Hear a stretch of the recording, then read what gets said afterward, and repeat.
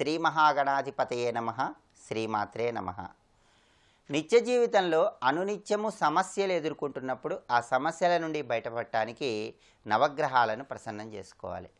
27 నక్షత్రాల్లో ఒక్కొక్క నక్షత్రంలో జన్మించిన వాళ్ళు నవగ్రహాల్లో ఒక్కో గ్రహాన్ని ప్రసన్నం చేసుకుంటే తొందరగా జీవితంలో మంచి సత్ఫలితాలు పొందవచ్చు. ఈ ప్రక్రియలో భాగంగా ఎవరైనా సరే స్త్రీ పురుషులు ఆశ్లేష నక్షత్రంలో జన్మించినట్లయితే, ఆశ్లేష నక్షత్రానికి అధిపతి నవగ్రహాల్లో బుధుడు కాబట్టి ప్రతిరోజు బుధుడికి సంబంధించిన మంత్రజపం చేసుకుంటే తొందరగా అభివృద్ధిని సాధించవచ్చు. ఓం బుం బుధాయ నమః. ఇది బుధుడికి సంబంధించిన మంత్రం. ఓం బుం బుధాయ నమః. ఈ మంత్రం ప్రతిరోజు కూడా 21 సార్లు జపం చేసుకుంటూ ఉంటే ఆశ్లేష నక్షత్రం వాళ్ళకి మంచి శుభ ఫలితాలు కలుగుతాయి. అలాగే ఆశ్లేష నక్షత్రం వాళ్ళు బుధుడికి అధిపతి అయినటువంటి గణపతిని విష్ణువుని కూడా ప్రసన్నం చేసుకోవాలి. నక్షత్రానికి అధిపతి బుధుడైతే ఆ బుధుడికే అధిపతులు గణపతి విష్ణువు. అందుకే గణపతి ఆలయాలు బుధవారం దర్శించటం లేదా విష్ణుమూర్తి ఆలయాన్ని బుధవారం దర్శించడం ద్వారా ఆశ్లేష నక్షత్రం వాళ్ళు తొందరగా మంచి అనుకూల ఫలితాలు పొందవచ్చు. ఈ ఆశ్లేష నక్షత్రంలో జన్మించిన వాళ్ళకి పట్టుదల అనేది చాలా ఎక్కువగా ఉంటుంది. ప్రజా జీవితంలో ఈ నక్షత్రం వాళ్ళు చాలా మంచి పేరు ప్రతిష్టలు సంపాదిస్తారు. భూ సంబంధమైనటువంటి వ్యాపారాలు, భూముల కొనుగోలు అమ్మకాలు, గృహ సంబంధమైనటువంటివి, గృహాల కొనుగోలు అమ్మకాలు, ఇటువంటివి వీళ్ళకి చాలా చక్కగా కలిసి వస్తాయి. అలాగే గనుల వ్యాపారం, పాల వ్యాపారం, పెట్రోల్ బంకుల వ్యాపారం, వస్త్ర వ్యాపారం, ఆయుర్వేద మందుల వ్యాపారం, వనమూలికల వ్యాపారం, ఇలా ఈ వ్యాపారాలన్నీ కూడా వీళ్ళకి బాగా కలిసి రావటానికి నవగ్రహాలలో బుధుడు బాగా సహకరిస్తాడు. అలాగే వీళ్ళు అనుకున్న లక్ష్యాలు సాధించడానికి ఎంతో ఓర్పును ప్రదర్శిస్తారు. ఓర్పుగా ఉండి వాళ్ళు అనుకున్నటువంటి లక్ష్యాలన్నీ సాధిస్తారు. ఎంతకాలమైనా సరే వేచి చూసేటటువంటి స్వభావాన్ని కలిగి ఉంటారు. జీవితంలో వివాదాస్పదమైనటువంటి విషయాల జోలికి వెళ్లకుండా స్థిరంగా జీవితాన్ని గడిపేటటువంటి లక్షణాన్ని కలిగి ఉంటారు. అందువల్ల ఆశ్లేష నక్షత్రం వాళ్ళు ప్రధానంగా వ్యాపారంలో రాణిస్తారని గ్రహవేదం మనకు చెప్తోంది. ఈ ప్రత్యేకమైనటువంటి వ్యాపారాలన్నీ విశేషంగా యోగించాలంటే బుధుడిని ప్రసన్నం చేసుకోవాలి. వాళ్ళ నక్షత్రానికి అధిపతి అయినటువంటి బుధుడికి సంబంధించిన మంత్రజపం చేయటం, గణపతి విష్ణు ఆలయాలు దర్శనం చేసుకోవటం ద్వారా తొందరగా మంచి పురోభివృద్ధిని సాధించవచ్చు. అలాగే వీళ్ళు ప్రత్యేకమైనటువంటి సూచనలు కూడా పాటిస్తే తొందరగా ఉన్నత స్థాయికి చేరతారు. ఆ సూచనలు ఏంటంటే, బుధవారం, ఎప్పుడు బుధవారం వచ్చినా సరే ప్రతి బుధవారము కూడా మీ గృహంలో ఉత్తర దిక్కులో 5 ఒత్తులు వేసి ఆవు నెయ్యి పోసి ఒక దీపాన్ని వెలిగించండి. బుధవారం పూట మీ గృహంలో ఉత్తర దిక్కులో ప్రమిద పెట్టి ఆ ప్రమిదలో నువ్వుల నూనె పోసి 5 ఒత్తులు విడివిడిగా వేసి దీపాన్ని వెలిగించండి. అలా చేస్తే బుధుడి అనుకూలత కలిగి తొందరగా అభివృద్ధి ఏర్పడుతుంది. అలాగే బుధవారం పూట గణపతిని పూజించాలి. పూజించేటప్పుడు గణపతిని సింధూరంతో గరికతో పూజించాలి. బుధవారం పూట మీకు ఎప్పుడు వీలైనా సరే గణపతిని పూజించేటప్పుడు సింధూరంతో గరికతో గణపతిని పూజిస్తూ లడ్డూలు స్వామివారికి నివేదన చేసి వాటిని అందరికీ పంచిపెట్టండి. గణపతి అనుగ్రహం ద్వారా శుభ ఫలితాలు కలుగుతాయి.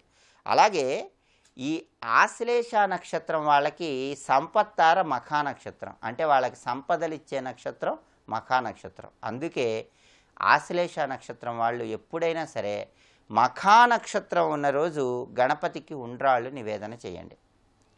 ఆశ్లేష నక్షత్రంలో జన్మించిన స్త్రీ పురుషులు ఎవరైనా మఖా నక్షత్రం ఎప్పుడుందో చూసుకోండి.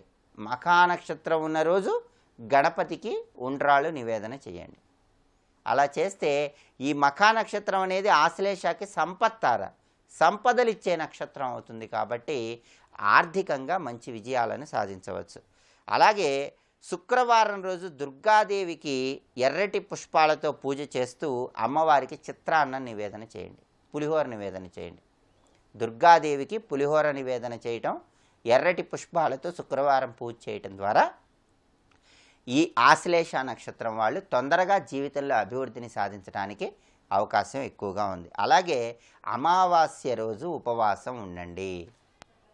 అమావాస్య రోజు ఉపవాసం ఉంటే కూడా ఆశ్లేష నక్షత్రం వాళ్ళకి గ్రహదోష తీవ్రత తగ్గి మంచి అనుకూల ఫలితాలు ఏర్పడతాయి.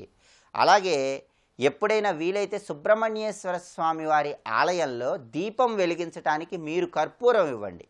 మీ చేత్తో కొంత కర్పూరాన్ని తీసుకొని వెళ్ళి ఆ కర్పూరాన్ని సుబ్రహ్మణ్య ఆలయంలో దీపాన్ని వెలిగించడానికి మీ చేత్తో ఇవ్వండి.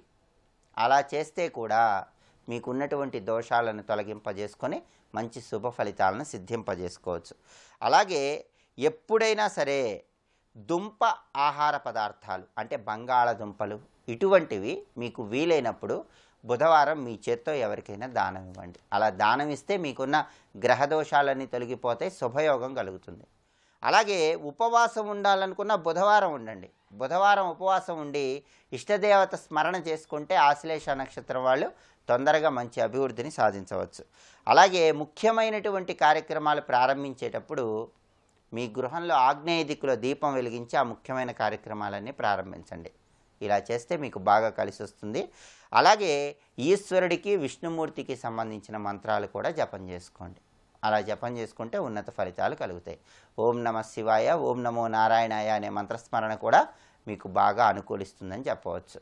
ఆశ్లేష నక్షత్రంలో జన్మించిన వాళ్ళు ఎవరైనా సరే బుధుడికి సంబంధించినటువంటి మంత్రాన్ని ప్రతిరోజు జపించటం ద్వారా, దానితో పాటుగా గణపతిని పూజించటం ద్వారా, శ్రీ మహావిష్ణువుని పూజించటం ద్వారా, గణపతి ఆలయంలో వీలైనప్పుడల్లా బుధవారం రోజు కొబ్బరి నూనెతో దీపాన్ని వెలిగించడం ద్వారా, గణపతి ఆలయంలో ప్రదక్షిణలు చేయటం ద్వారా, అలాగే విష్ణుమూర్తి ఆలయానికి వెళ్ళినప్పుడు విష్ణుమూర్తి ఆలయంలో భక్తులకి మీ చేత్తో జలదానం చేయటం ద్వారా, అంటే నీళ్లు వాళ్ళకి మీ చేత్తో పంచిపెట్టడం ద్వారా, విష్ణుమూర్తి ఆలయ ప్రాంగణంలో ఉన్న మొక్కలకు మీ చేత్తో నీళ్లు పోయటం ద్వారా మీకు ఎలాంటి దోషాలున్నా ఆ దోషాలన్నీ తొలగింపజేసుకోవచ్చు. బుధుడిని ప్రసన్నం చేసుకోవచ్చు. వృత్తి, ఉద్యోగ, వ్యాపార రంగాల్లో విశేషంగా రాణించవచ్చు. తొందరగా జీవితంలో మంచి అభివృద్ధిని సాధించడానికి ఈ ప్రత్యేకమైన విధి విధానాలు పాటిస్తూ బుధుడిని ప్రసన్నం చేసుకోండి. చక్కటి శుభ ఫలితాలను సిద్ధింపజేసుకోండి. సర్వే జనాః సుఖినో భవంతు. స్వస్తి.